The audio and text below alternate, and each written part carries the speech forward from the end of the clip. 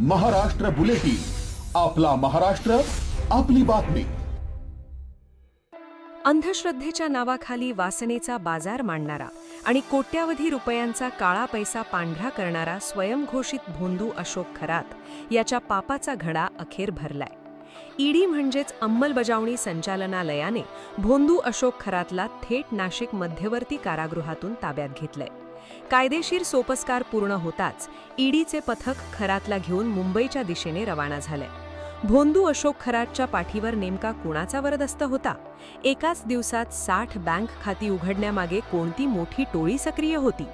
पीडित महिलांचे लैंगिक शोषण करून त्यांच्याच नावावर कोट्यावधींचे व्यवहार करणाऱ्या या नराधमाची आता मुंबईत ईडी कार्यालयात कसून चौकशी होणार आहे. आज 19 मे रोजी झालेल्या या मोठ्या कारवाईमुळे संपूर्ण महाराष्ट्रात एकच खळबळ उडालीय.